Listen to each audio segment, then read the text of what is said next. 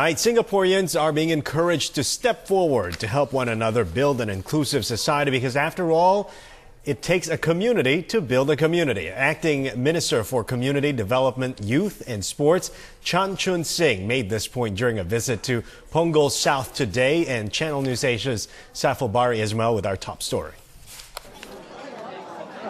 For just 50 cents, elderly residents at Punggol South can have eggs, toast and coffee for breakfast at this coffee shop. Under the Community Breakfast Project, which started in May, participating coffee shops will offer discounts to residents aged 50 and above to help them cope with the rising cost of living. Other customers paid $2.80 for the same breakfast set. Mr. Chan said such efforts are commendable.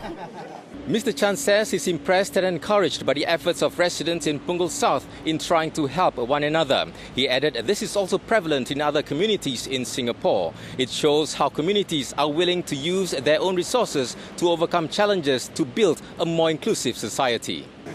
Mr. Chan felt that more can be done. There might be some communities that require a bit more understanding of the issues involved.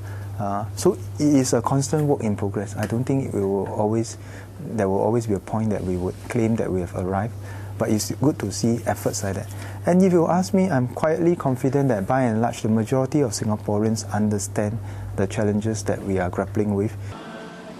During his walkabout, Mr. Chan also visited the Grace Lodge nursing home, located just across the road from the Rivervale condominium. Mr. Chan said he was encouraged to learn that residents in the private property have no issues with living near the nursing home. Commenting on a recent report that some Singaporeans may be abandoning their elderly parents in nursing homes here and in Johor Bahru due to financial constraints, Mr. Chan said there's no need for additional laws to deter Singaporeans from doing so. Both economic issue is also emotional issues that we have to grapple with. Not many people may be comfortable to send their parents over to overseas for care, even though it might be cheaper. But for those people who choose to do so, and if they enter into a private contractual agreement with some of the nursing homes beyond our shores, we hope they understand what they need, understand what it is in it for them, and what are some of the obligations that they have. During the one-hour dialogue session with residents, Mr. Chan fielded a question on the government's engagement with Singaporeans. Mr. Chan said although there's greater engagement, the issue now is how to manage the public's growing expectations.